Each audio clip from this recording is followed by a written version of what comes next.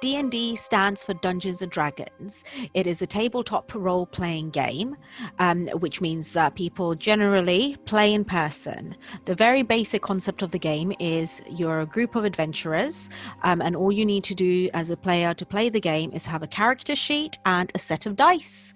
The dice help you make pretty much all the decisions in the game, including building your character, your statistics in the game, and rolling for decisions in the game. So COVID has affected the society, and probably most societies and sports clubs, in a number of ways. The main one I would say is how we organize ourselves and what we are able to offer our society members. So for D&D, for example, we have many physical resources. We have physical players handbooks, game books that people can run. We have maps. We have numerous small toys under, like role-playing toys under my bed at the moment. I have not seen the light of day this year. So things like that we aren't able to offer people. We are able to offer alternative online resources, but once again, that's very limiting. I believe it's impacted membership numbers significantly, because like I said, it's probably half the membership than what we would expect. And I think it's also impacted the people's maybe ability to play or people's drive to play.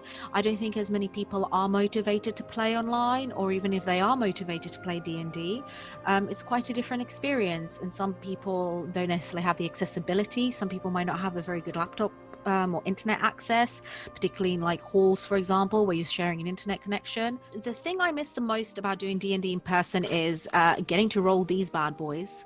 My dice. The other thing I miss about that I think many people miss about playing D&D in person is the experience you get of doing it with other people in the room with you. So for example, if I'm role playing, whether as a DM or as a player, I'll often do maybe a voice, or my character has their own personality, so I'll like do little things or put funny voices on, or do stuff with my hands or with props.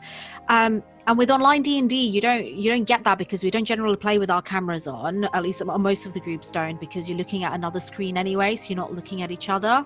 So you miss that kind of interaction. I personally also miss walking through the corridor and listening to other people playing their games when I'm on a break from my own game, because there's something about knowing that there's a group of people around you doing the same thing that really builds a sense of community, and it just makes me feel warm and fuzzy inside, knowing that there's other groups in their own little fantasy worlds arguing about dice and like maths and things, and it's just really warming. So I miss that social aspect of D&D a lot.